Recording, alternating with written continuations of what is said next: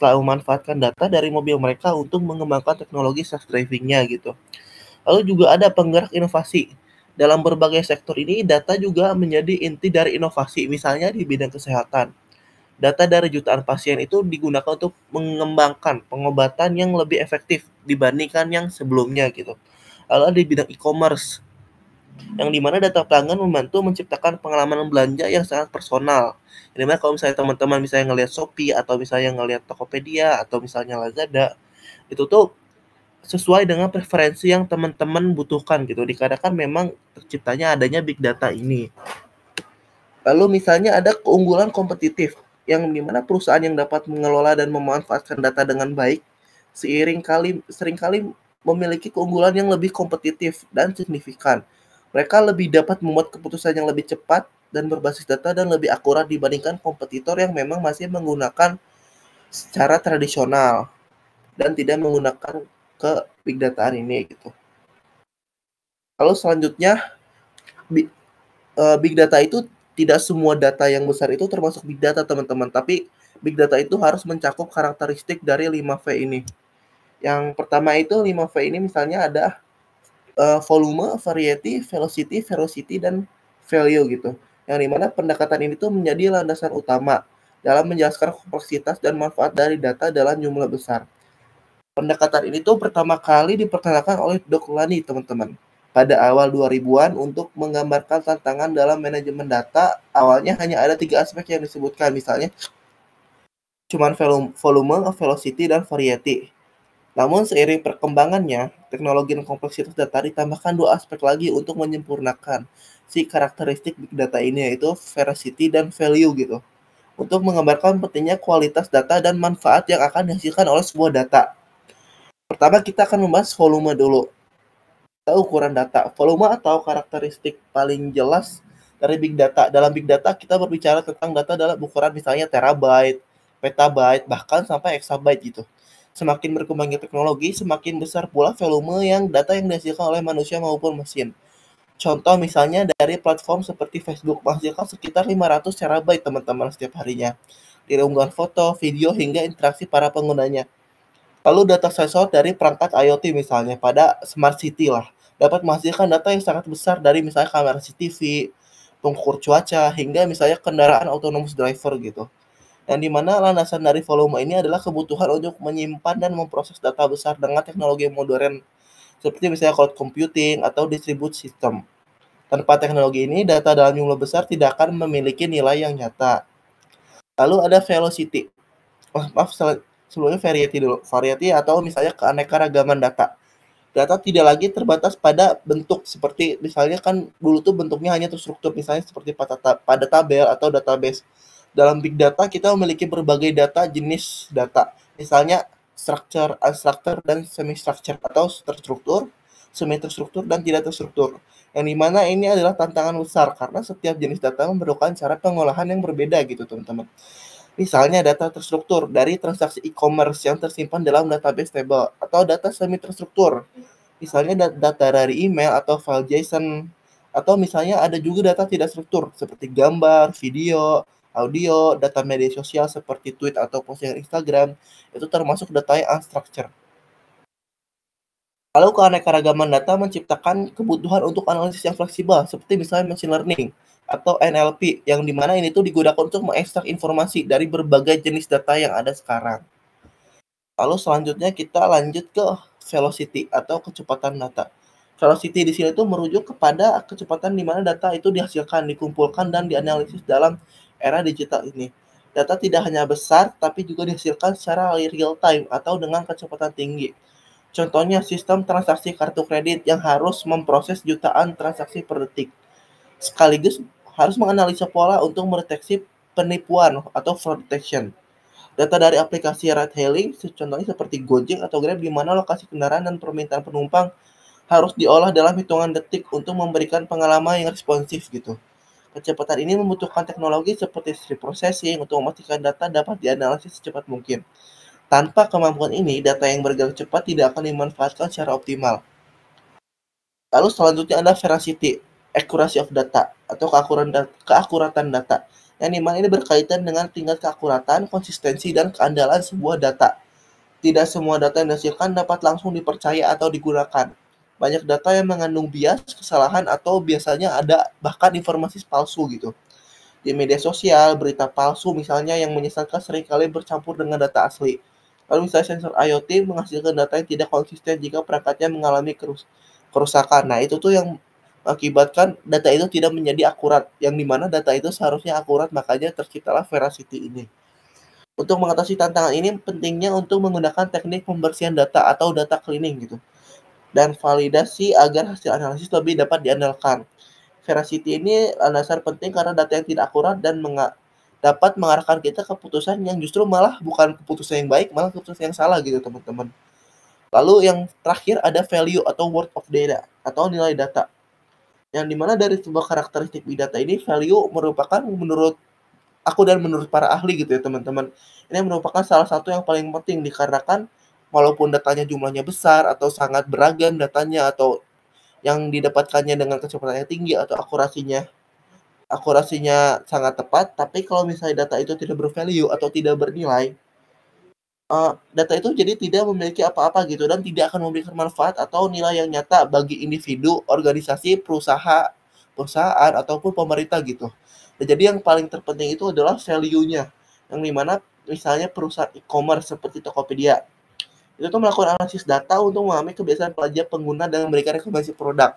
Yang dimana itu value dari memang data-data yang dipunyai oleh Tokopedia gitu. Lalu misalnya di bidang kesehatan, data pasien ini memiliki value yang sangat besar gitu. Yang dimana itu tuh bisa mengembangkan pengobatan yang lebih personal dan efisien. Yang misalnya melakukan teknologi yang misalnya AI driven diagnosis gitu untuk mencari tahu penyakitnya dan lain sebagainya yang memang didapat dari pasien-pasien sebelumnya yang memang mempunyai value gitu.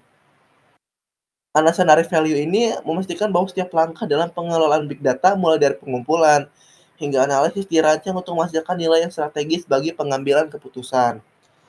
Lalu setelah teman-teman mendengar 5 V ini, mengapa sih 5 V ini sangat penting gitu?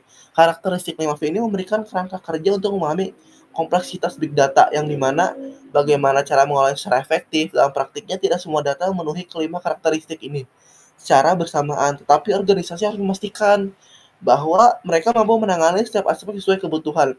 Big data dengan segala kompleksitasnya misalnya adalah fondasi dari inovasi modern.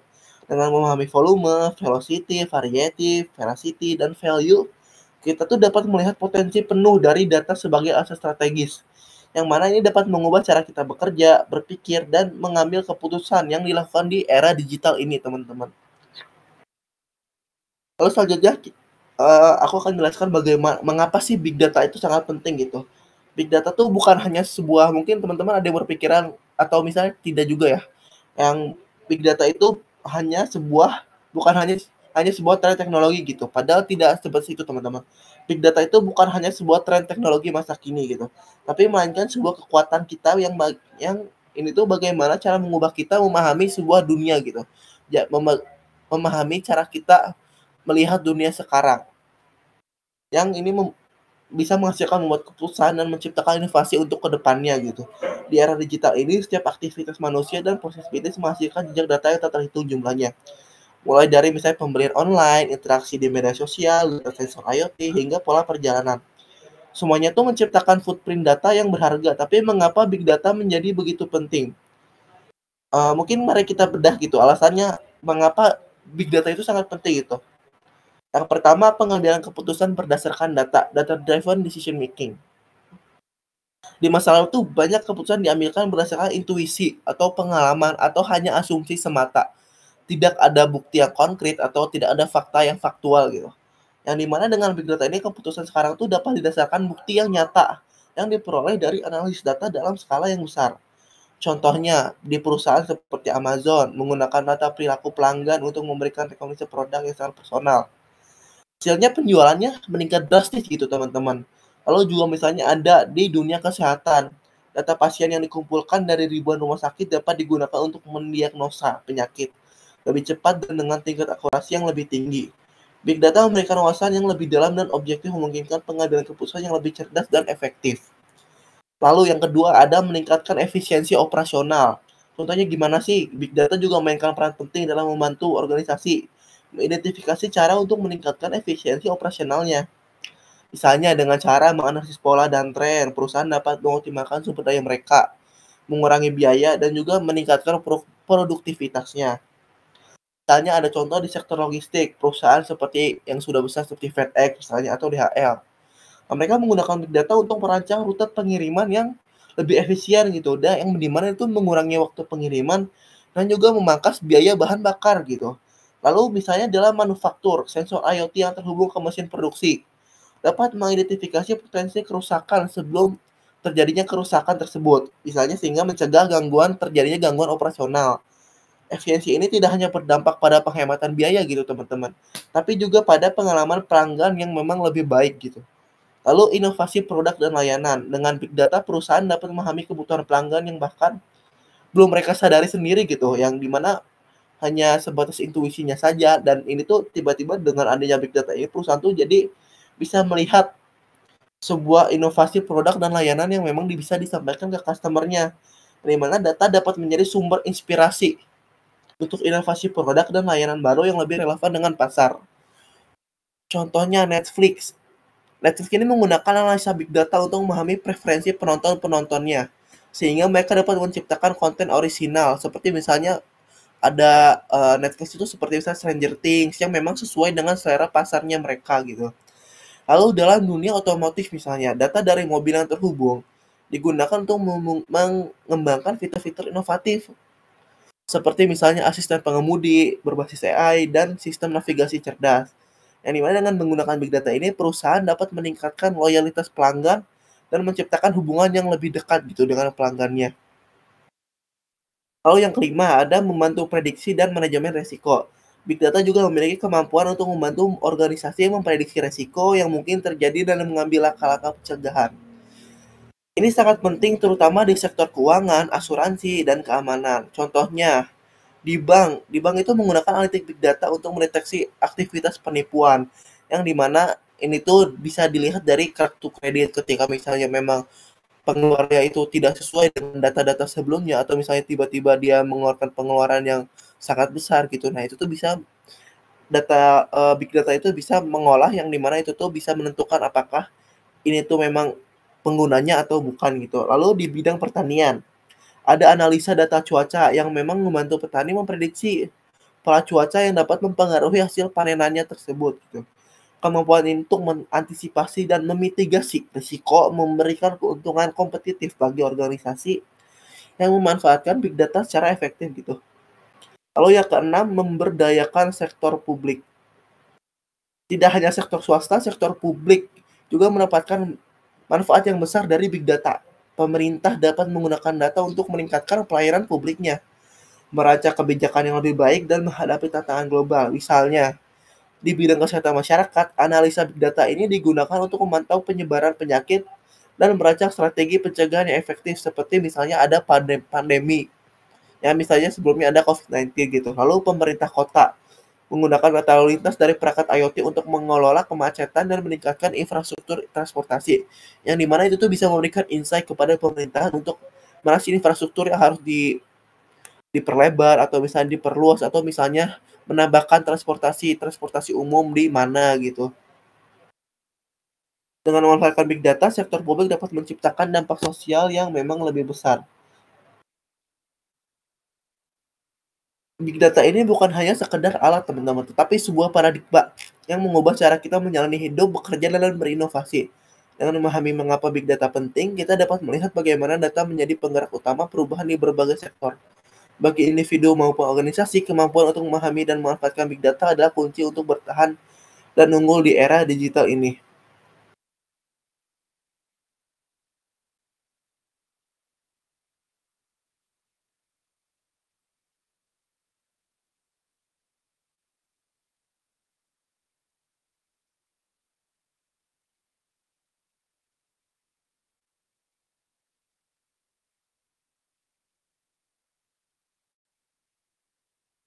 Lalu selanjutnya ini ada slide yang merangkum pilar penting bagaimana manajemen data yang membentuk fondasi bagi pengelola data yang efektif dan berkelanjutan. Setiap pilar ini saling terhubung dan berkontribusi pada keberhasilan dalam menghasilkan wawasan yang berharga dari data.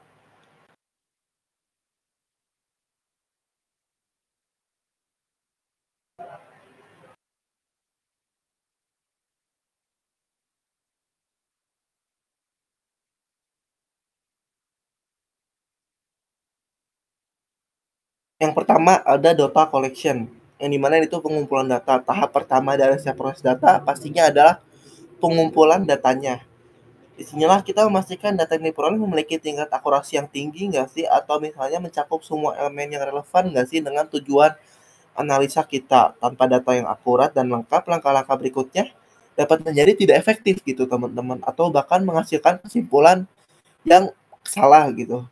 Selain itu, pengumpulan data secara real time menjadi semakin penting di era digital ini, terutama untuk aplikasi yang membutuhkan respon cepat seperti pemantauan sistem, analisis pasar secara langsung, atau pengambilan keputusan berbasis waktu yang nyata. Lalu selanjutnya ada data pre-processing atau pemrosesan data, yang dimana setelah data-data dikumpulkan, kita masuk ke tahap pemrosesan data yang sering disebut sebagai langkah pembersihan data atau cleaning data. Di sini kita melakukan berbagai aktivitas seperti cleansing untuk menghilangkan data yang tidak relevan atau salah. Transformation untuk menyesuaikan format data sesuai kebutuhan analisis kita, deduplication untuk memastikan tidak ada data yang ganda, lalu proses normalisasi juga penting gitu teman-teman, agar data berada dalam format yang konsisten. Tahap ini sangat krusial karena data yang mentah ini seringkali memiliki noise, kekurangan, atau inkonsistensi yang dapat mengganggu analisisnya. Lalu data storage atau penyimpanan data. Setelah data siap, tantangan berikutnya adalah bagaimana menyimpan data tersebut secara efisien. Dalam tahap ini, faktor skalabilitas sangat penting karena volume data yang kita kelola seringkali tumbuh secara eksponensial gitu. Solusi penyimpanan yang tidak scalable dapat menyebabkan keterbatasan aksesibilitas di masa depan. Selain itu, redundansi digunakan untuk menjaga integritas data dan memastikan data dapat dipulihkan jika terjadi kegagalan sistem. Kemampuan data retrieval atau pengambilan data yang cepat dan efisien menjadi kunci untuk mendukung proses bisnis yang membutuhkan akses ke data dalam waktu yang singkat. Lalu data analisis tahap keempat adalah inti dari proses manajemen data, yaitu analisis. Di sini kita dapat menggunakan tiga pendekatan utama, yaitu deskriptif, preskriptif, dan juga prediktif. Yang pertama ada deskriptif dulu. Deskriptif itu membantu kita memahami apa yang sudah terjadi berdasarkan data historis sebelumnya. Ini berguna untuk laporan kinerja atau misalnya audit. Lalu ada predictive analytics, yang dimana memungkinkan kita memperkirakan apa yang mungkin terjadi di masa depan atau ke depannya gitu. Misalnya memprediksi perilaku pelanggan atau tren pasar ke depannya. Lalu ada prescriptive analysis, yang dimana itu melangkah lebih jauh dengan memberikan rekomendasi berbasis data untuk langkah-langkah yang harus diambil agar tujuan itu tercapai gitu. Tahap ini tuh membutuhkan kombinasi alat statistik, algoritma pembelajaran mesin, dan juga keterampilan interpretasi yang baik, teman-teman. Lalu ada data visualization, clarity, interactivity, dan relevance. Pilar, pilar terakhir adalah cara kita menyampaikan hasil analisis kepada orang lain. Data yang kompleks seringkali sulit dipahami tanpa visualisasi yang baik.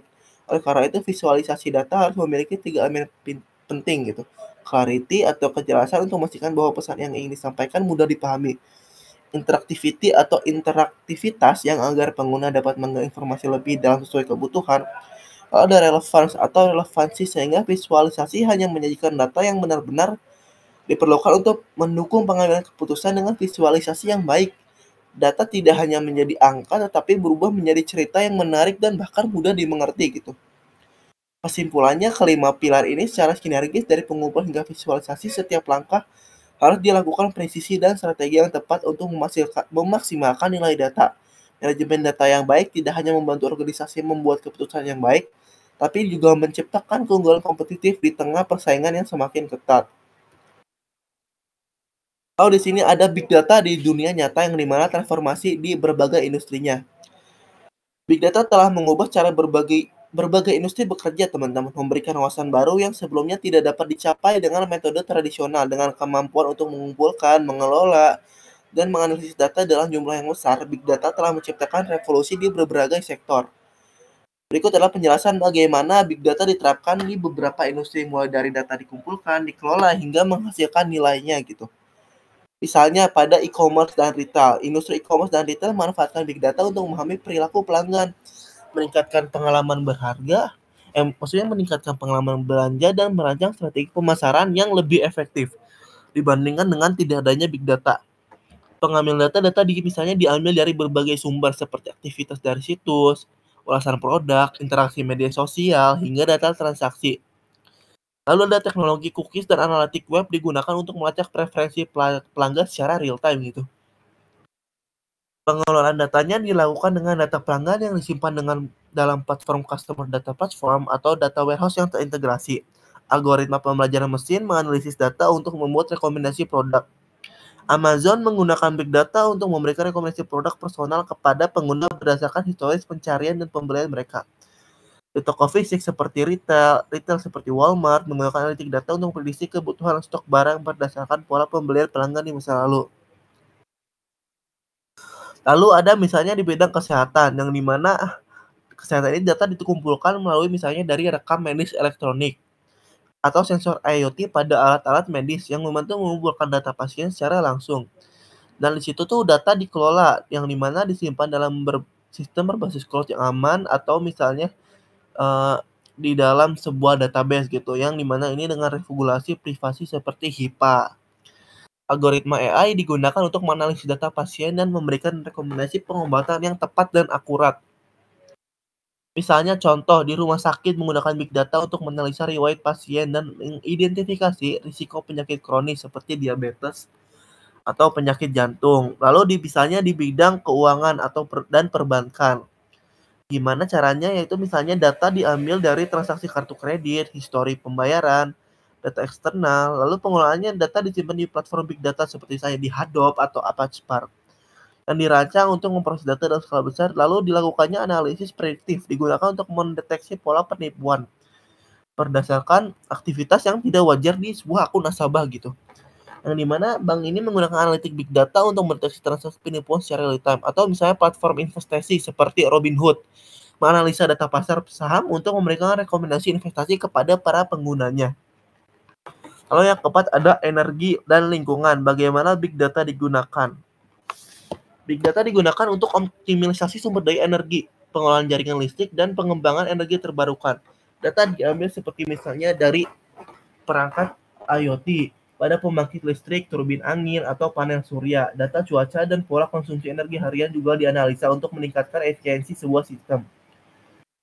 Pengelolaan data dikelola dalam platform manajemen berbasis cloud untuk memantau kinerja infrastruktur terenergi secara real time. Analisa data membantu memprediksi kebutuhan energi di waktu puncaknya untuk mengurangi pemborosan. Perusahaan seperti General Electric menggunakan analitik big data untuk memonitor turbin angin dan meningkatkan produksi energi. Big data membantu pemerintah merancang kebijakan lingkungan dengan menganalisa data polusi udara dan emisi karbon. Lalu ada transportasi dan logistik gitu. Bagaimana big data dimanfaatkan di sini? Misalnya data dikumpulkan dari GPS kendaraan seperti IoT, data lalu lintas real time, atau misalnya aplikasi pemesanan transportasi seperti Uber. Atau data pelanggan seperti riwayat perjalanan juga digunakan untuk meningkatkan layanan. Pengelolaannya yaitu data disimpan dalam sistem berbasis cloud yang memungkinkan perusahaan memantau pergerakan armada mereka secara real time. Algoritma prediktif digunakan untuk memperkirakan waktu pengiriman dan mengidentifikasi gangguan. Uber menggunakan analitik big data untuk memperkirakan waktu penjemputan dan tarif perjalanan berdasarkan permintaan pelanggannya gitu teman-teman. Lalu perusahaan logistik seperti FedEx menggunakan big data untuk merancang pengiriman yang lebih cepat dan hemat biaya. Hiburan dan media, bagaimana big data digunakan? Industri hiburan memanfaatkan big data untuk memahami preferensi penontonnya, menciptakan konten yang menarik dan meningkatkan pengalaman pengguna. Misalnya pengambilan data diambil dari perilaku penonton gitu, atau ulasan pengguna dan interaksinya di media sosial. Perusahaan streaming seperti Netflix dan Spotify menggunakan algoritma untuk menganalisis preferensi pengguna secara mendalam.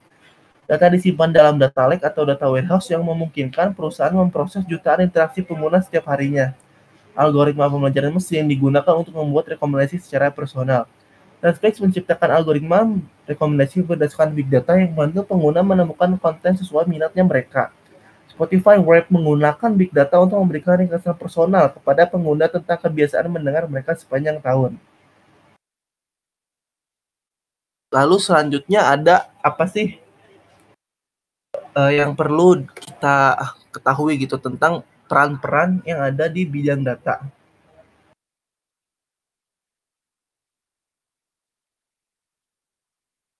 Misalnya peran-peran yang ada di bidang data. Yang pertama ada Big Data Engineer, di mana Big Data Engineer ini bertanggung jawab untuk membangun arsitektur data yang memungkinkan pengumpulan, penyimpanan, dan pemrosesan data skala besar.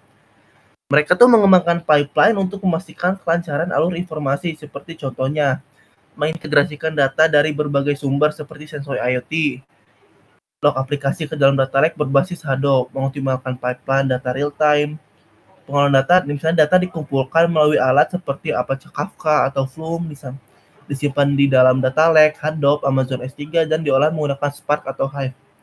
Yang dimana keahlian yang dibutuhkan kalau misalnya teman-teman ingin menjadi Big Data Engineer itu Apache Hadoop, Apache Spark, NoSQL Database, dan kemampuan scripting, Python atau Scala. Gaji rata-ratanya tuh bisa sampai 120.000 USD sampai 150.000 USD per tahun, teman-teman, untuk Big Data Engineer. Lalu ada data scientist, yang dimana data scientist adalah profesional yang mencari pola, tren, dan insight dari data untuk membuat prediksi yang mendukung pengambilan keputusan strategis. Mereka mengembangkan model machine learning yang membantu bisnis memahami data mereka, membuat model prediksi churn pelanggan untuk industri telekomunikasi, menggunakan Python melakukan analisis teks dari ulasan pelanggan untuk meningkatkan kepuasan layanan, pengelolaan data misalnya menggunakan alat seperti Pandas untuk membersihkan data, NumPy untuk alasan numerik, dan TensorFlow untuk pelatihan model. Keahlian machine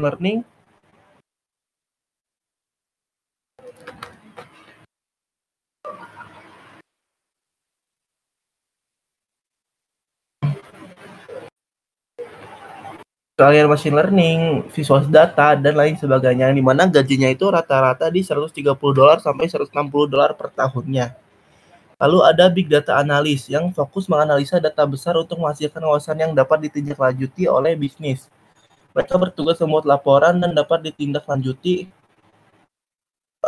mengidentifikasi pola dari dataset yang besar, mengidentifikasi tren penjualan harian di berbagai wilayah geografis, menganalisis data transaksi untuk mendeteksi aktivitas mencurigakan dalam sistem keuangan. Pengolahan data misalnya menggunakan SQL untuk query data dan alat visualisasi seperti Tableau atau Power BI untuk menyajikan laporan. SQL pemahaman statistik dasar dan kemampuan komunikasi.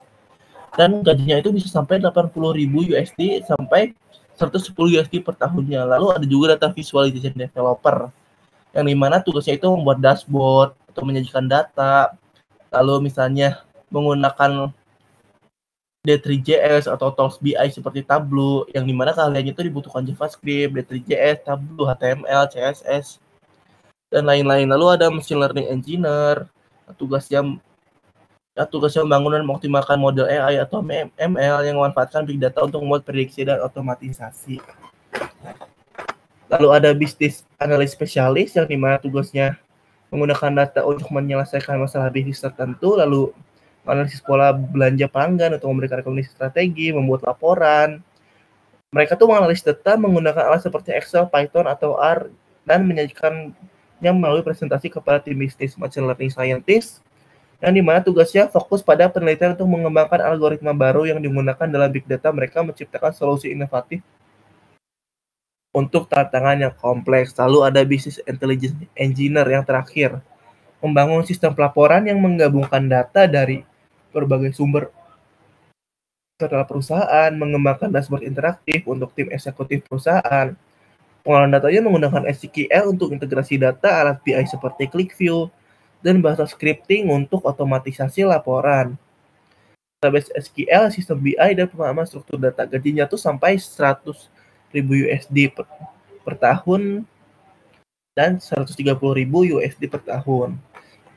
Peluang karir dalam big data sangat luas dan beragam dan menawarkan prospek penghasilan yang tinggi serta tantangan menarik di setiap bidangnya.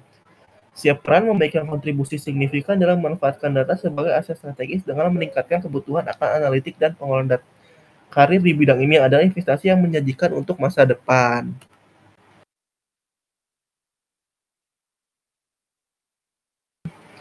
Lalu bagaimana sih industri big data ini di masa depan gitu, teman-teman? Apa sih ke depannya big data ini?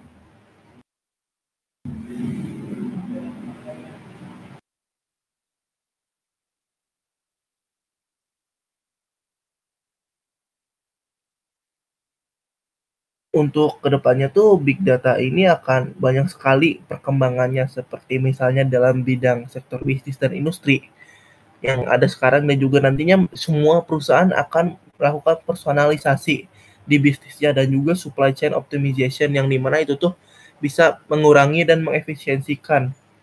Lalu ada peran kecerdasan AI yang dimana AI dan big data ini digunakan seperti misalnya untuk automated decision making atau predictive maintenance. Lalu ada misalnya dimanfaatkan di smart cities atau di healthcare. Lalu ada keamanan dan privasi data yang dimana regulasinya lebih ketat, blockchain untuk keamanan data. Lalu ada penggunaan big data di masa depan, pemerintah dan kebijakan publik, misalnya kecerdasan buatan dalam pendidikan.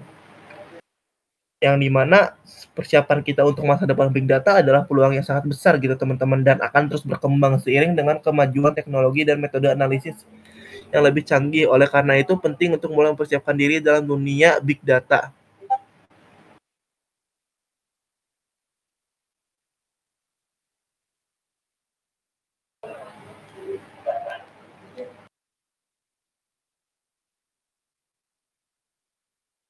Lalu apa sih kesimpulannya gitu? Yang pertama, big data adalah kunci kita untuk menghadapi tantangan di masa depan gitu teman-teman. Big data bukan hanya sekedar konsep teknologi, tapi telah menjadi elemen penting dalam bentuk masa depan kita. Data yang besar, cepat, dan kompleks membawa tantangan baru, namun juga membuka peluang besar bagi organisasi untuk berkembang. Dengan kemampuan untuk mengumpulkan, menganalisis, dan menyaring informasi secara efektif. Big data akan memberikan wawasan yang tidak ternilai untuk pengambilan keputusan yang lebih baik, lebih cepat, dan lebih akurat. Dari sektor kesehatan hingga sektor pemerintahan, big data akan memainkan peran yang semakin penting dalam menyelesaikan masalah-masalahnya dan menciptakan solusi yang inovatif. Lalu, pentingnya pemahaman dan pengelolaan data dengan bijak. Namun dengan besarnya potensi yang dimiliki oleh big data, datang pula tanggung jawab yang besar. Dengan pengelolaannya, mengelola big data bukan hanya soal menyimpan dan mengolah data, tapi juga kita harus memikirkan misalnya etikanya, privasi, keamanan informasi. Organisasi itu selalu perlu mengedepankan pendekatan yang bijaksana dalam mengumpulkan dan memproses data untuk memastikan bahwa data digunakan untuk tujuan yang bermanfaat tanpa merugikan individu atau kelompok tertentu. Selain itu, penting juga untuk memiliki keterampilan yang memadai dalam menganalisis dan menyajikan data sehingga keputusan yang diambil berbasis data yang akurat dan relevan. Tanpa pemahaman yang mendalam dan pengolahan data yang hati-hati, potensi big data bisa menjadi masalah yang tidak terkendali. Oleh karena itu, pemahaman tentang big data menjadi keterampilan yang sangat penting di dunia semakin terhubung ini. Kesimpulannya, secara keseluruhan, big data adalah kunci untuk menghadapi tantangan yang akan datang dengan perkembangan yang pesat. Teknologi dan analitik data, peluang untuk mengoptimalkan data akan semakin besar, begitu juga dengan tantangan yang dihadapi. Namun dengan pengolahan dan pemahaman yang baik, kita dapat memanfaatkan potensi data untuk mendorong inovasi dan efisiensi di berbagai sektor. Masa depan akan lebih cerdas, terhubung dan berbasis data, dan kita perlu mempersiapkan diri untuk menjadikannya sebagai alat untuk menciptakan perubahan positif di dunia. Baik, mungkin segitu saja yang bisa saya sampaikan. Terima kasih yang sudah menyimak. Jika ada pertanyaan atau diskusi lebih lanjut, saya siap untuk menerima pertanyaan gitu apabila yang ingin ada yang didiskusikan.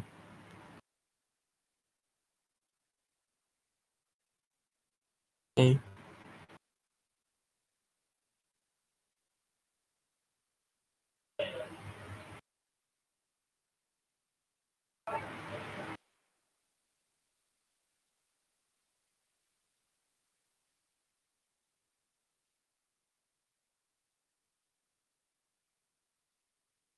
Oke, baik. Kalau misalnya tidak ada yang ditanyakan, maka akan saya cukupkan. Terima kasih. Assalamualaikum warahmatullahi wabarakatuh. Untuk materinya nanti akan saya berikan ke teman-temannya.